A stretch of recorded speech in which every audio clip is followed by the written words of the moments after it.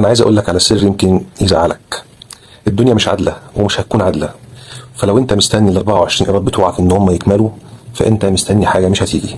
اكبر كذبه اتشهرت في مجتمعاتنا هي ان الارزاق متوزعه بالتساوي، ان اللي ناقصه مال ربنا معوضه صحه، واللي ناقصه صحه ربنا معوضه عيال. الكلام ده تسكين ملوش اي اصل في القران ولا في السنه، والنتيجه ان لما شاب بيشوف واحد معاه مال وصحه وجمال وهو محروم من الثلاثه بيبدا يشك في عدل ربنا، والشك بيجره للالحاد. احنا النهارده هنكسر الصنم ده وهنعرف الحقيقه الصدمه. واستنى بس قبل ما تتهمني ولا تشتمني، تعال نشوف مع بعض ازاي هنهدم اسطوره ال 24 قيراط. مين قال ان الدنيا 24 قيراط؟ ربنا في القران بيقول عكس كده تماما. بسم الله الرحمن الرحيم: والله فضل بعضكم على بعض في الرزق.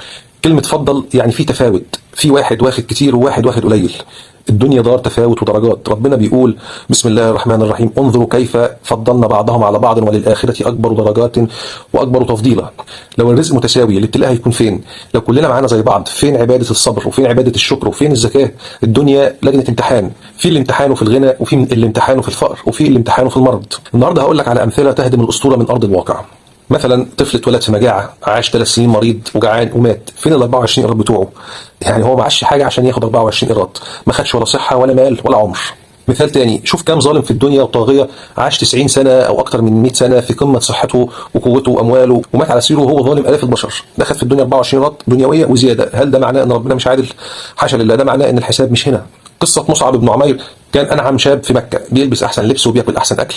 لما اسلم ومات في احد ما لقوش حتى قطعه قماش تكفي تغطي جثته. لو غطوا راسه رجليه تبان، ولو غطوا رجليه راسه تبان. هل ده خد ال 24 قيراط بتوعه في الدنيا؟ عايز تتكلم عن ال 24 قيراط؟ روح قول الكلام ده لاب في ارض العزه، قاعد وسط ركام بيته، فاقد ولاده كلهم وفاقد عينه ورجله وايديه وما عندوش لقمه عيش. الراجل ده واخد كام قيراط؟ عايز اقول لك ان اهلنا في ارض العزه هم اللي كشفوا عوره النظريه دي.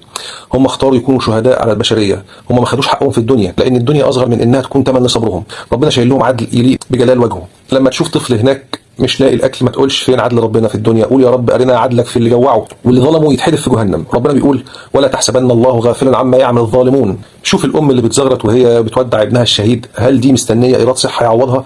لا، دي كشفت الغطاء وشافت ان الدنيا دي كلها جناح بعوضه، وان العدل هناك يوم ما الشهيد يشفع لاهله، ويوم ما اللي جاع واتحرم يتقال له كلوا واشربوا هنيئا بما اسلفتم في الايام الخاليه. العدل في الدنيا نسبي، لكن العدل في الآخرة مطلق. النبي صلى الله عليه وسلم قال لا تؤدن الحقوق إلى أهلها يوم القيامة حتى يقال للشاه الجلحاء من الشاه القرناء. يعني لو خروف بقرون نطح خروف من غير قرون، ربنا هيجيب حق الغلبان يوم القيامة، فما بالك البشر؟ الرسول صلى الله عليه وسلم بيقول يؤتى بأشد الناس بؤسا في الدنيا من أهل الجنة، فيصبغ في الجنة صبغة، فيقال له يا ابن آدم هل رأيت بؤسا قط؟ هل مر بك شدة قط؟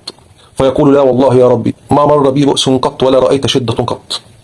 الصبغه او الغمسه دي يعني مجرد دخول وخروج سريع، مش اقامه كامله، يعني يا دوبك ثانيه واحده. عقل الانسان بينسى حرفيا كل ذره وجع شافها في الدنيا. ال70 سنه اللي عاشهم في الدنيا فقر ومرض وظلم وحروب بيتمسحوا من الذاكره امام عظمه اول لمسه لنعيم الله. شفت بقى اللي ما خدش ولا قيراط في الدنيا، غمسه واحده في الجنه خلته يحلف بالله انه ما شافش بؤس ابدا. يبقى الحسبه كانت فين؟ كانت هناك مش هنا. والجزء الثاني من نفس الحديث الرسول صلى الله عليه وسلم بيقول ويؤتى بانعم اهل الدنيا من اهل النار، فيصبغ في النار صبغه، فيقال له يا ابن ادم هل رايت خيرا قط؟ هل مر بك نعيم قط؟ فيقول لا والله يا ربي ما مر بي خير قط ولا رأيت نعيم قط. يعني الظالم اللي خد ال 24 قيراط بتوعه في الدنيا صحة ومال وقوة، غمسة واحدة في النار هتنسيه لذة ال90 سنة اللي عاشهم في قصور. ده هو العدل الإلهي المرعب والمطمئن في نفس الوقت. في الآخر ما تبصش للي في إيد غيرك وبص اللي ربنا شايله لك. غمسة واحدة في الجنة تستاهل إنك تصبر على دنيا ما فيهاش ولا قيراط عدل. المهم تروح هناك وأنت راضي علشان تلاقي الرضا الحقيقي. الدنيا سجن المؤمن وجنة الكافر. ما تنساش تشارك الفيديو مع أصحابك اللي كانوا فاهمين ال 24 قيراط غلط علشان نوضح المفاهيم للناس كلها، وربنا يقدرنا على فعل الخير.